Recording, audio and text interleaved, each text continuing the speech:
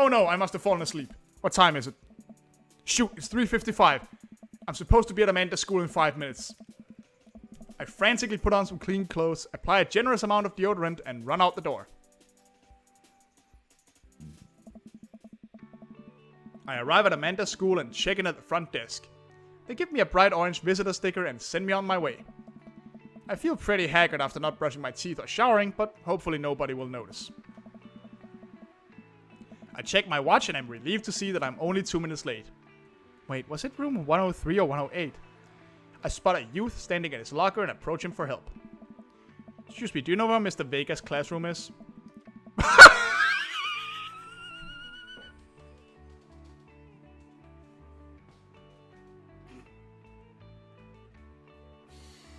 Okay, dude, you gotta turn that down a couple notches. Oh my god. You know, you have your style and that's cool.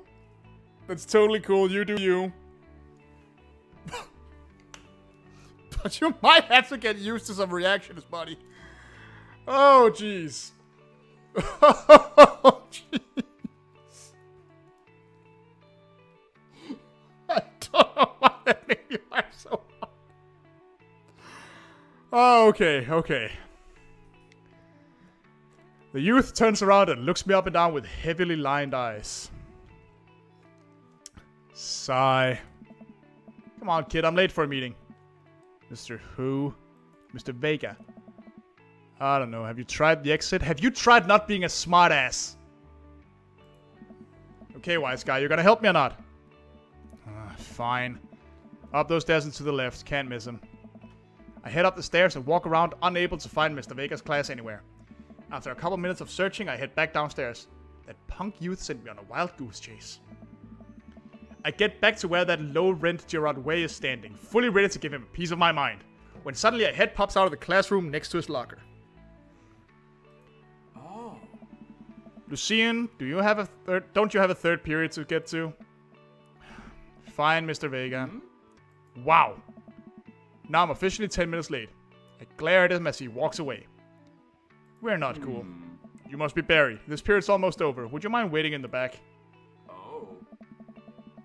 Mr. Vega leads me in and I take a seat in one of the comically small students' desks in the back. I might get stuck in this. Alright, where were we? Now, who can tell me about the unreliability of the narrator in J.D. Salinger's Catcher in the Rye? Yes, Colin. Colin stands up and does the thing where he blows into the crook of his elbow to make a fart noise. The whole class erupts in laughter. People still did this when I was in 12th grade.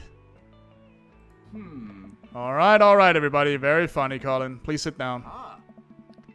Now, Holden Caulfield is an unreliable narrator in the sense that the bell for the end of the period rings. All of the students immediately get up and make a break for the door. What?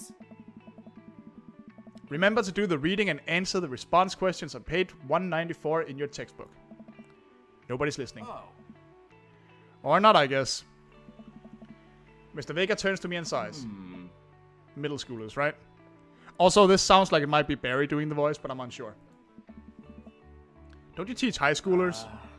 Both, you know, budget cuts. Right. Oh. Thanks so much for coming in.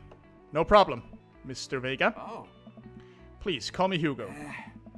I don't normally do these impromptu parent-teacher meetings, but as I'm sure you know, Amanda's a very bright student and I'm concerned about her recent behavior. Oh, I see people have problem actually seeing characters' faces when they stand to the left. Well, shit like that happened. I fixed that! I know this is not Outlast 2, but I fixed that. I went to my... Screw you. I'm going again. I went to my Twitch profile and I fixed that. I know I did. I know I did. I will end you for this. I know for a fact that I fixed that. And I did. So there.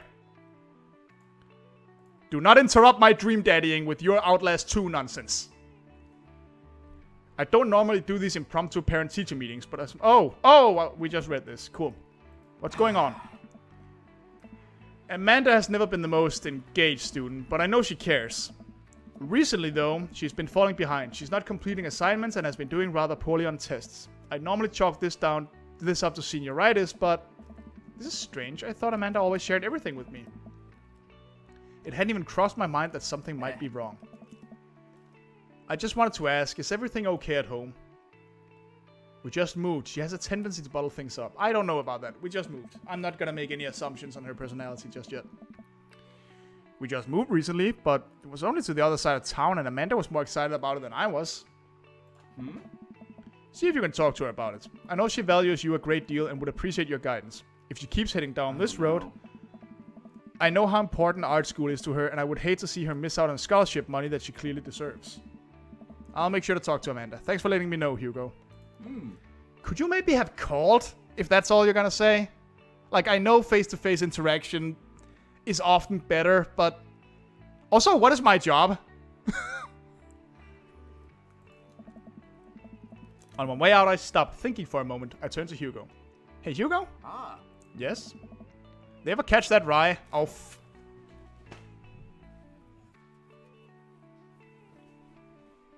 You're supposed to tell dad jokes to kids, you asshole. Jeez. Oh. Yes. Oh, he liked it! I leave the classroom and make my way out of the school. I'm still a little bit in shock that Amanda was able to hide this so well from me. She's always been such a force of positivity in my life, especially after we lost her mother. Amanda must be done with classes for the day by now. I'm sure she would appreciate a ride home, and maybe I can talk to her about what's going on. I pull up to the carpool and Amanda hops in the passenger seat. Did you have fun gossiping about me? Mr. Vega and I actually just gossiped about our celebrity crushes. So you talked about Mario Batali the whole time. I probably would if I knew who that was, honey. I'm not that much older than you are. 10 years. It was a very productive meeting. I'm pretty hungry. Can we grab some dinner? Sure thing. Let's go to the mall food court. Why not? Let's talk. That sound good to you? Yeah, sure. Why the mall? Can't dad take his daughter to the mall? Will you buy me things? I will buy you a thing, singular. Sounds like a deal to me. We drive in silence for a short while. Amanda plays a game on her phone. I should say something. Someone in the chat is knocking me for making bad puns, and I can't even truly deny it. You know, sometimes when a kid gets older, they find that they have to keep things hidden from their parents, and that's okay. Because sometimes that's what kids do. And that's okay. But also sometimes it's good to have the parents' perspective, because, you know, maybe the parents have also dealt with similar situations. And maybe they're a little cooler than you give them credit for. Anyway, what I'm trying to say is that it's good to share. Love you. That was fucking smooth, buddy. You have a Twitter? Look, sweetie, Mr. Vega said that you haven't been participating in class and that you're not turning things in. I'm fine, Pops. Senioritis and all that. I thought you liked Mr. Vega's class. It's fine. He's fine. We pull up to a stoplight and I eye Amanda. She's still texting. I want you to know that you can talk to me about anything. I can tell that whatever it is, she doesn't want me knowing about it. That's frustrating. I heard MR is going to that fancy art school in California. That's exciting. Yep. Are you bummed that you guys aren't going to the same school? Yep. She keeps texting and stifles her laughs. What's so funny? I don't think you'd get it. Okay. Who are you texting? Noah. Who's no... Don't tell me. If it's that fucking punk with the gray hair, I'm gonna go full Papa Bear. My name is already Barry. Give me 1 fucking inch and I'll tear his arm off.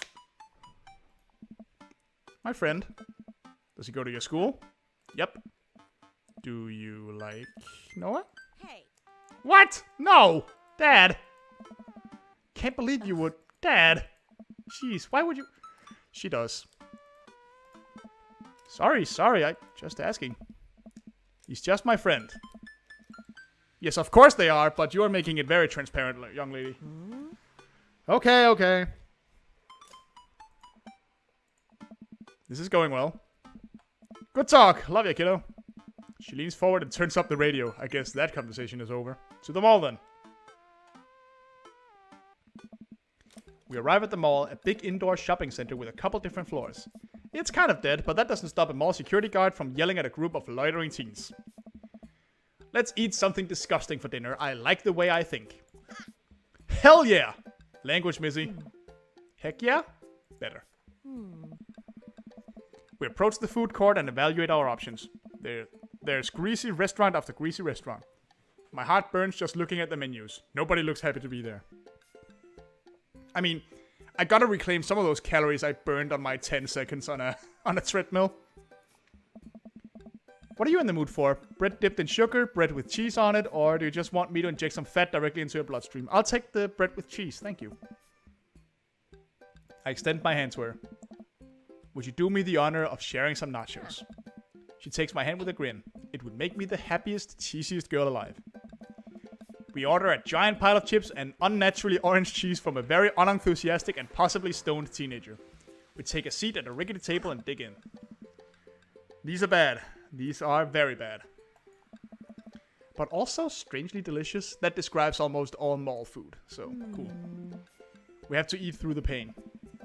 We enjoy the fluorescent, cheesy goodness together until we're all out of nachos. Now I want nachos. So, something's been bothering me for a while.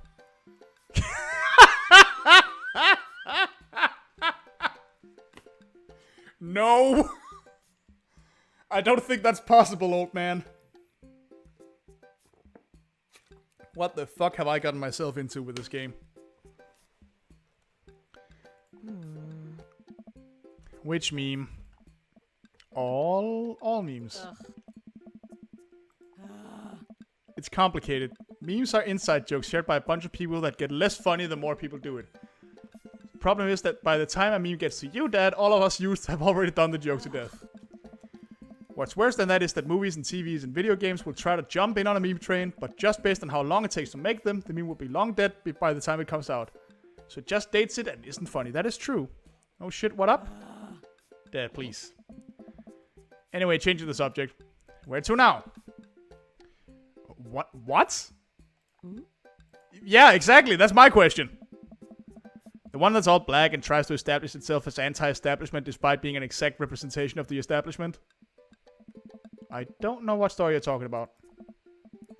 No, the one where you can buy chain wallets and it's basically an assault on what people fought so hard against in the punk and hardcore movements in the 70s and 80s. You gotta be more specific. The one you threw up in that one time. Oh, that one! Oh my god. Right. Jeez. I'm already bored. Amanda runs into the store with me trailing behind her. She makes a beeline for the back. There it is. You can... Ah, gross! Don't tell me that. I'm so proud. Speech, Amanda. Speech, speech. Alright, I'll do it if you stop chanting. Amanda stops immediately. I clear my throat. Alright then. Thank you all for joining us here today to commemorate a historic moment that would forever shape history. On a day very much like today, some 5 years ago, our very own Amanda Ann Harry... Fuck. Regretting it, had too much blue raspberry slushy on an outing to the mall. After begging her father to take her to Dead Goth and be... I'm done. Even the stores have dad joke names. Emptying the bottle. Can't even do that right. After begging her father to take her to Dead Goth and Beyond to buy rainbow suspenders. She proceeded to throw up all over a display of My Chemical Romance merchandise. Was My Chemical Romance still popular 5 years ago? Her loving father then had to pay for said merchandise, which to this day remains among our possessions. Thank you. Yeah, if only I had alcohol, I'd be very happy. Amanda... Sorry, I'm shaking the camera all over the place. I'm on a laptop. Amanda is moved. She begins clapping. Slow at first, then faster and more vigorously. Several other patrons turn their heads. One of them also starts clapping. I bow my head. Chain wallets. While Amanda busies herself looking at band t-shirts, I try to find something of interest to myself. Not much for a dad to look at in a dead goth and beyond. Peruse the band t-shirts. Look at ironic check the clearance bin for hot deals. I'm gonna look at mugs. Why not? I'm suddenly stricken by existential fear. If there's only one number one dad, then why are there so many mugs here that say that? This whole time I thought I was the only one. That is funny. If I'm not number one, where do I place on the global dad ranking charts? Oh, I have work to do. Look, this is very important to me. Hi, Vlad! Oh my god, you're almost as bad as the kid in the hall. I overhear a stifled argument at the cash register. An older gentleman is carrying a garment and showing it to a bored-looking cashier with pink hair. I can see that. Don't know what to tell you, dude. I just work here. Listen, when I bought this online, the website said this blouse was Victorian-inspired. However, when I received it, it clearly held the trademark of Edwardian dressage. Do you want a coupon? I can give you a coupon. Will you leave if I give you a coupon? Is there a manager present? People have to know what they're buying. I am the manager. I see. Well, it would seem that I've outstayed my welcome. Good day, shopkeep. Your superiors will receive a strongly worded letter by post. Whatever, dude. The man whirls around and storms out, his literal coattails trailing behind him. I can't tell if they are Victorian-inspired or Edwardian in nature. I am a sassy bitch, and I love it. Amanda trots up to me with a t-shirt in her hand. Oh boy, here it comes. Hey, Dadtron 5000. Yes, I'll buy it for you. Oh, that was easy. Thanks. At least it's only one this time. Amanda plops the shirt onto the counter and grins at the cashier. What? $20 says that's the asshole's dad. Fuck his dad for revenge. I'm not quite at zigzag levels of depravity. I haven't yet fucked anyone's parent for revenge. But who knows, maybe that'll happen. I love your hair. The cashier says nothing and rings Amanda up, radiating hatred. I hand her a 20. So what's that guy's deal? The cashier rolls her eyes so hard I'm worried she'll pull something. Of course his name is fucking Damien. What do you want to bet his real name is Daniel or something and that's just what he insists people call him? He's in here all the time. He's obsessed with Victorian fashion or whatever. She hands Amanda her bag and it's clear the conversation is over. We make our way out of the store and head home to get some rest. I hit the mic stand. Amanda and I sit on the couch, trying to find something to watch over bowls of ice cream. Now that sounds good. Long Haul Paranormal, Ice Road Ghost, Truckers. What? Long Haul Paranormal, Ice Road Ghost Truckers. Fuck yeah, it's my favorite. I want to watch that.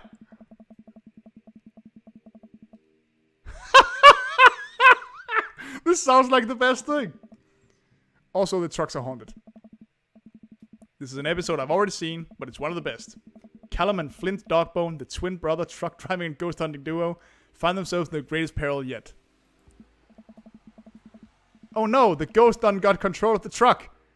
I can't steer them here, damn ice roads. Let me use this EVP meter to try and communicate with the spirit.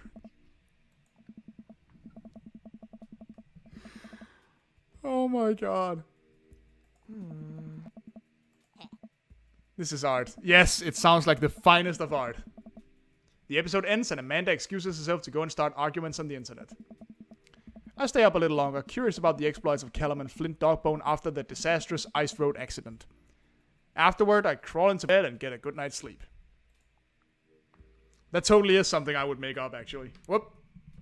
You know, on those days where I can actually make things up.